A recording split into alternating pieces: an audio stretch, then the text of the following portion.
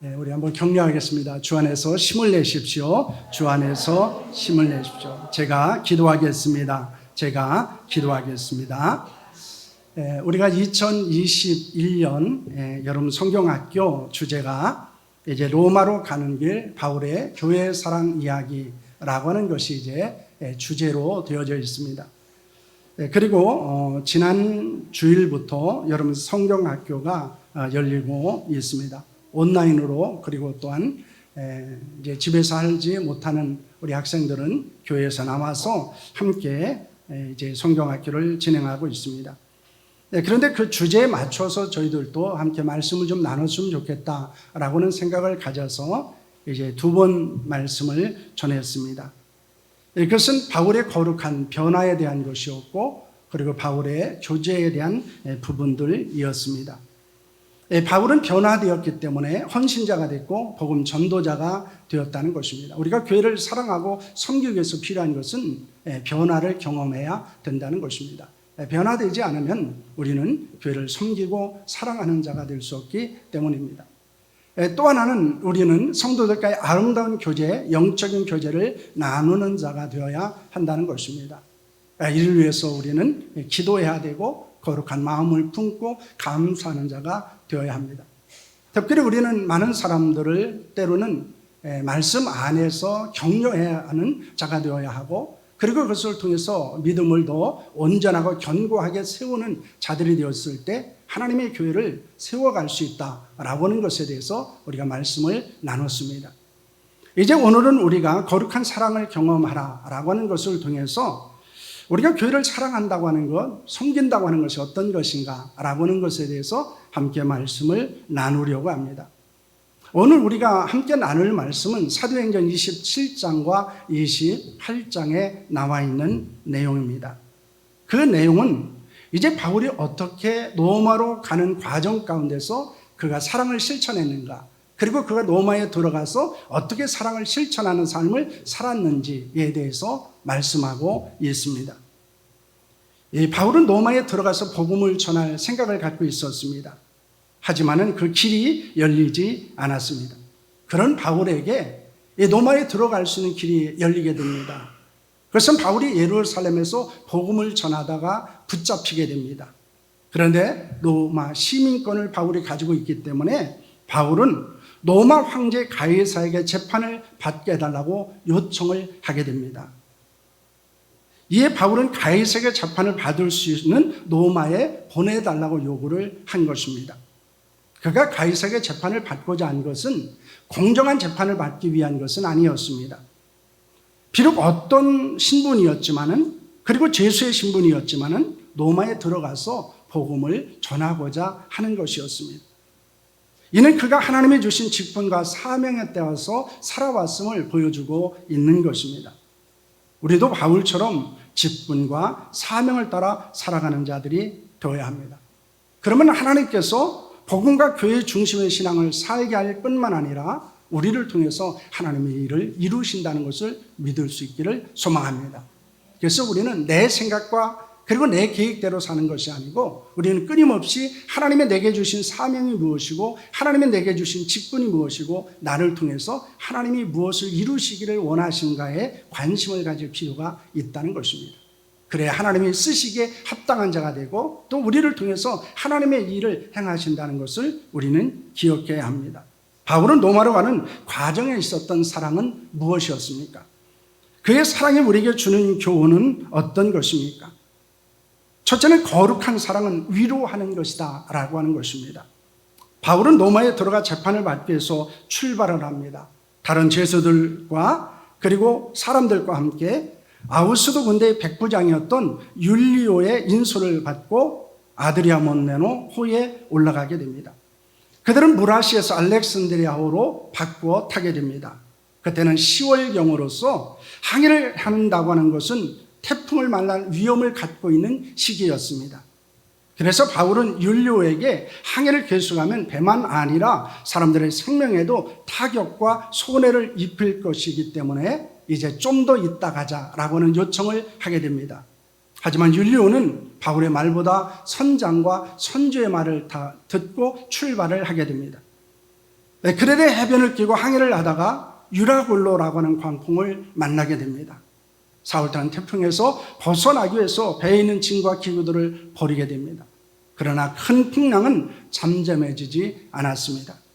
살아날 수 있는 희망조차도 잃어버릴 정도로 위기에 처하게 됩니다. 그런 상황에서 바울은 사람들 가운데 서서 말을 합니다.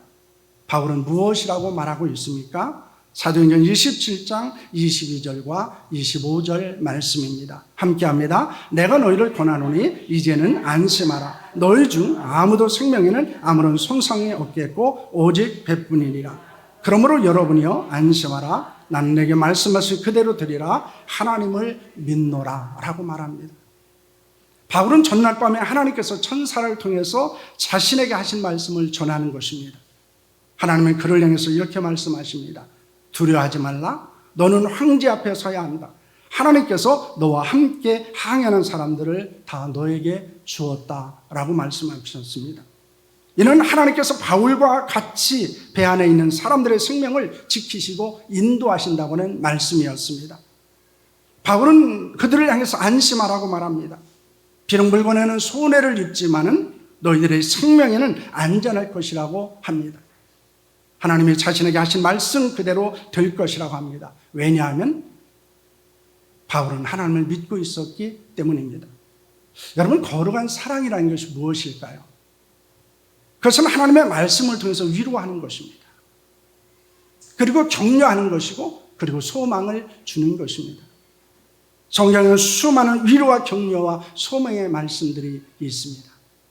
그 중에서 제가 가끔 생각하고 그리고 힘들고 어려울 때마다 읽는 말씀이 있습니다. 이사야서 41장 10절의 말씀입니다. 함께 하겠습니다.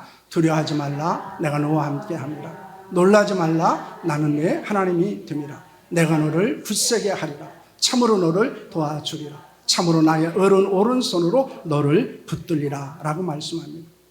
저는 이 말씀을 읽을 때마다 하나님의 사랑이 느껴져요. 나 같은 사람이 하나님의 사랑을 어떻게 받을 수 있는가?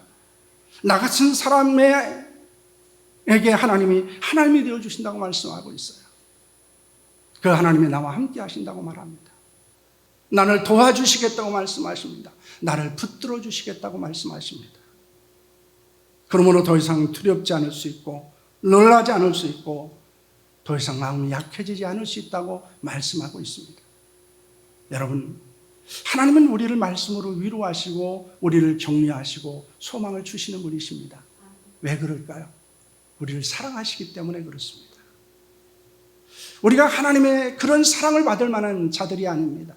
하나님의 그런 위로를 받을 만한 자들이 아니에요. 하나님의 격려와 하나님의 소원을 받을 만한 자들이 아닙니다. 그럼에도 불구하고 하나님은 우리를 사랑하시기 때문에 말씀을 통해서 우리에게 위로하시고 우리를 격려하시고 우리에게 소망을 주시는 줄로 믿으시기를 바랍니다. 사랑은 위로와 격려와 소망을 주는 것입니다. 하나님의 말씀을 통해서 위로를 해주는 성도들이 될 수 있기를 소망합니다. 지금 얼마나 많은 사람들이 인생의 위기를 겪고 있습니까? 여러분, 힘들고 어렵게 살고 있습니까? 그런 가운데서 신앙생활하고 교회를 섬기고 있습니다. 그들을 향한 거룩한 사랑이 있었으면 합니다. 여러분, 교회는 옳고 그름을 판단하고 그에 대한 대가를 치르게 하고 책임을 요구하는 법정과도 같은 것이 아닙니다. 교회는 하나님의 받은 사랑과 은혜를 흘러보내고 하나님의 말씀을 통해서 위로하는 사랑의 공동체입니다. 그런 사랑 있는 교회가 되기를 소망합니다. 그런 사랑을 하는 성도들이 될 수 있기를 축복합니다. 왜냐하면 지금 우리는 많이 위로를 받아야 될 때입니다. 많이 하나님의 말씀 안에서 소망을 얻고 그 말씀을 붙잡고 일어서야 되고 그 말씀을 붙잡고 하나님의 역사를 이뤄가야 되는 때라는 것을 여러분 믿으시기를 바랍니다. 그러므로 여러분 말씀을 통해서 많이 은혜를 나누십시오. 말씀을 통해서 많은 사람들에게 소망과 하나님 위로를 전해주십시오. 그럼 우리는 함께 일어설 수 있습니다. 그리고 하나님의 사랑에 빠지는 뿐만 아니라 우리는 서로에 대한 사랑을 나누며 함께 하나님의 교회를 세워간다는 사실을 여러분 믿으시기를 바랍니다. 둘째, 거룩한 사랑은 필요를 채워주는 것입니다. 바울의 일행은 풍랑으로 열랑을 동안 고생하다가 아들의 해변에 이르게 되었습니다. 사공도는 경험을 통해 육지에 가까워진 것을 알게 됩니다. 그들은 배를 탈출해서 도망가면은 살 수 있는 기회라고 생각을 했습니다. 그것을 바울이 알고 배부장 율리와 군인들에게 그 배에 있지 않으면 구원을 얻지 못할 것이라고 합니다. 바울은 배 안에 있는 사람들에게 어떻게 했습니까? 사도행전 27장 33절과 34절 말씀입니다. 함께합니다. 날이 새어가매 바울이 여러 사람에게 음식 먹기를 권하여 이르되 너희가 기다리며 먹지 못하고 줄인 지가 오늘까지 열나흘인즉 음식 먹기를 권하노니 이것이 너의 구원을 위하는 것이요 너희 중 머리카락 하나도 없으리라 하고 라고는 말씀을 하고 있습니다. 바울은 날이 밝을 무렵에 모든 사람에게 음식을 먹으라고 권합니다. 바울은 이렇게 말합니다. 지난 14일 동안 여러분 마음을 졸이며 지금까지 아무것도 먹지 못했습니다. 이제 여러분 음식을 먹어야 합니다. 그래야 여러분이 살아날 수 있습니다. 여러분의 머리카락 하나도 잃지 않을 것입니다. 바울은 빵을 들고 배 안에 있는 사람들 앞에서 하나님께 감사의 기도를 드렸습니다. 그리고 사람들이 먹기를 시작합니다. 여러분 그때 그곳의 광경을 한번 여러분 머릿속으로 그려보시길 바랍니다. 바울의 감사 기도를 들은 사람들은 아마 큰 소리로 아멘을 외쳤을 것입니다. 바울의 말을 들은 사람들은 너무나 감격해서 울었을 것입니다. 그들은 울면서 눈물에 젖은 빵을 입에 넣었을 것입니다. 여러분 거룩한 사랑이 무엇일까요? 사랑은 필요가 무엇인지를 알고 채워주는 것입니다. 왜냐하면 사랑은 주는 사람이 아니라 받는 사람의 필요에 반응하는 것이기 때문입니다. 초대 예루살렘 교회는 사랑이 풍성한 교회였습니다. 사도행전 4장 34절과 35절 말씀을 보시길 바랍니다. 그 중에 가난한 사람이 없으니 이는 밭과 집에 있는 자는 팔아 그 판 것을 값을 가져다가 사도들 앞에 두매 그들이 각 사람의 무엇에 따라 필요에 따라 나눠주니라 이렇게 말씀합니다. 여러분 사도행전 초대 예루살렘 교회의 모습은 필요에 따라라는 말이 등장하는 것을 봅니다. 여러분 사도들이 예수님의 부활을 증언하니 많은 사람들이 큰 은혜를 받았습니다. 은혜를 받은 사람들은 자신의 밭과 집을 팔아 사도들에게 가지고 왔습니다. 그러자 사도들은 각 사람의 필요에 따라 나누어 주게 됩니다. 그런데 6장에서 이 사랑이 식어진 초대교회의 모습을 보게 됩니다. 그 예루살렘 교회가 사랑을 잃어버리게 되어지자 그들은 구제받는 것으로 인해서 갈등과 원망이 일어나게 됩니다. 자신들의 필요에 민감하게 반응하고 요구하기 시작했습니다. 여러분 이것이 우리에게 주는 교훈과 도전은 무엇입니까? 하나님의 큰 은혜가 있었을 때는 사랑할 수 있어요. 근데 그 은혜가 메마르기 시작하면 우리는 다른 사람의 필요가 보이지 않습니다. 교회의 필요도 보이지 않습니다. 내 필요가 보이기 시작합니다. 누군가 그 필요를 채워주지 않으면 원망하고 불평하기 시작합니다. 여러분 누가 사랑할 수 있을까요? 하나님의 큰 은혜를 깨달은 사람입니다. 왜냐하면 충만한 은혜가 있으면 인색하지 않습니다.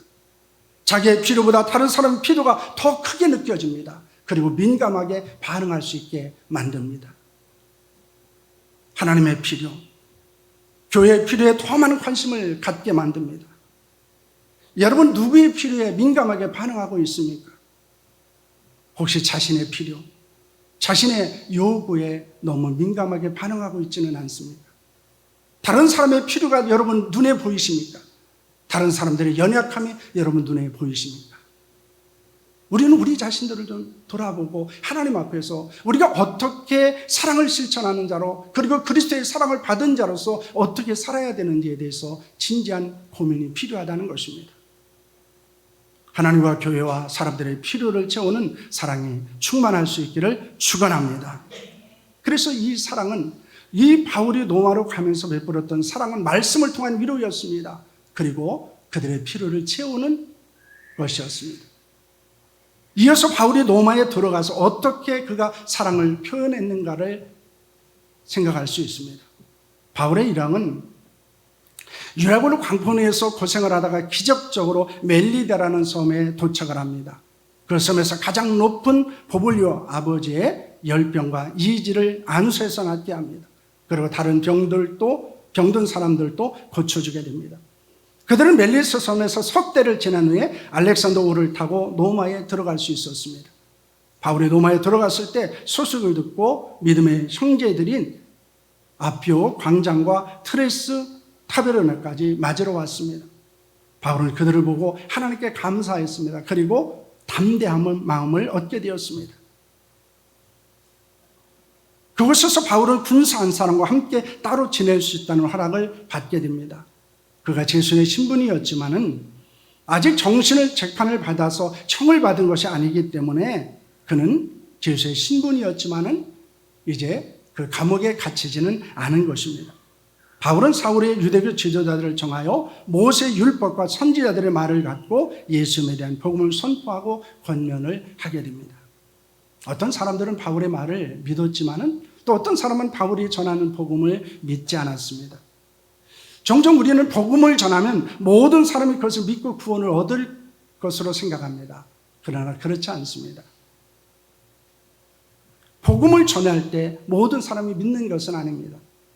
믿는 사람도 있지만은 믿지 않는 사람도 있습니다.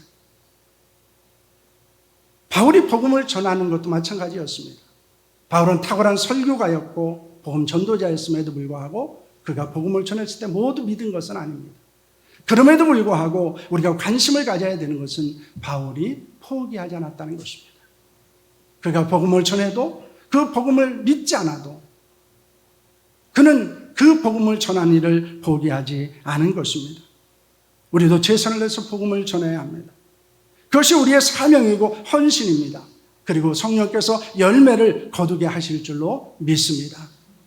그러므로 우리는 사람들의 반응에 따라서 복음을 전하거나 전하지 않는 것이 아니고 우리는 사명이기에 그 복음을 전해야 한다는 것입니다. 바울은 로마에서 어떻게 지냈습니까? 사도행전 28장 30절 31절 말씀을 보기 바랍니다.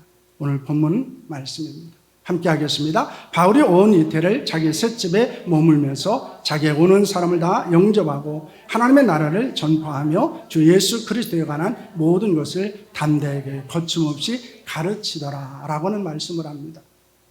바울은 로마에 들어온 2년 동안 세를 얻어서 집에 머물며 자신의 집에 오는 사람들을 모두 따뜻하게 맞이했습니다.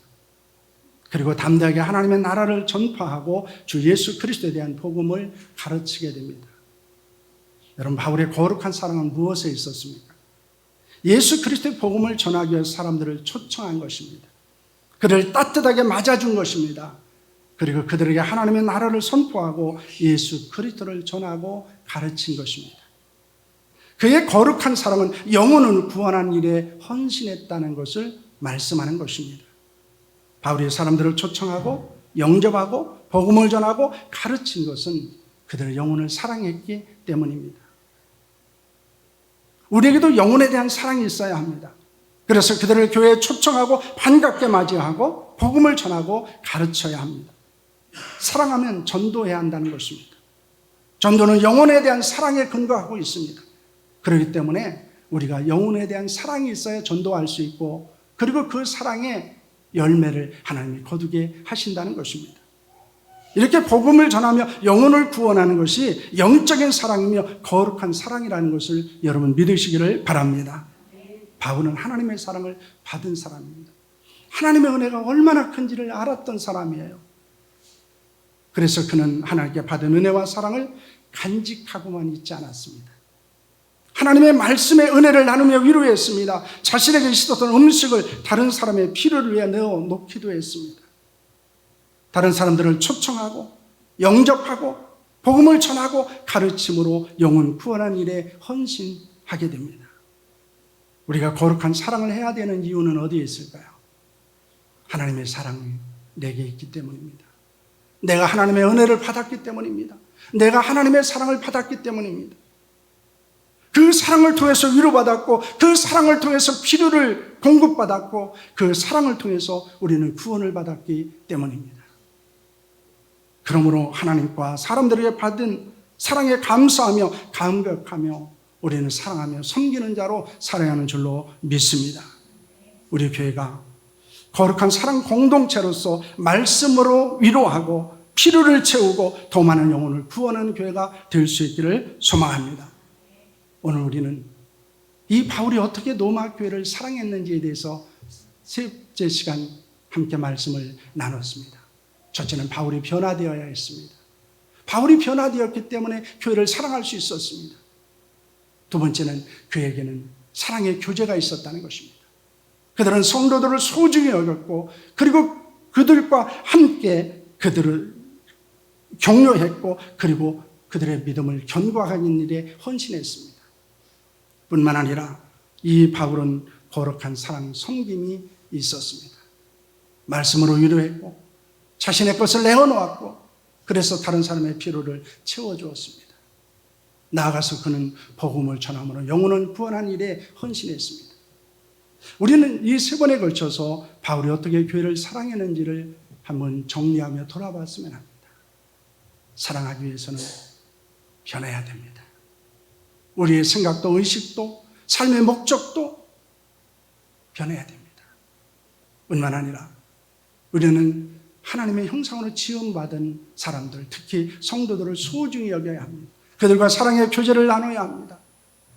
그들과 함께 격려를 나누고 그리고 그들의 믿음을 온전하고 담대하게 견고하게 세워주는 일에 헌신하셔야 합니다. 뿐만 아니라 우리는 사랑해야 합니다. 어떻게 사랑해야 됩니까? 말씀으로 위로하는 것이에요. 다른 사람의 필요를 채워주는 것입니다. 뿐만 아니라 영혼을 구원하는 일에 헌신하는 것입니다. 그것이 우리가 하나님의 교회를 사랑하는 것이고 그것이 바울이 어떻게 하나님의 교회를 섬겼고 어떻게 그가 복음을 전했고 어떻게 그가 하나님의 사람으로 온전히 살아갔는가를 우리에게 보여주고 있습니다. 하나님은 우리에게 요구하십니다. 말씀하십니다. 아니 명령하십니다. 그것은 교회를 사랑하라는 것입니다. 사랑하는 자로 살아가라는 것입니다. 바울이 로마 교회를 사랑했던 것처럼 우리도 하나님의 교회를 사랑하고 하나님의 교회로서 함께 헌신하는 자들이 될 수 있기를 축원합니다. 기도하겠습니다.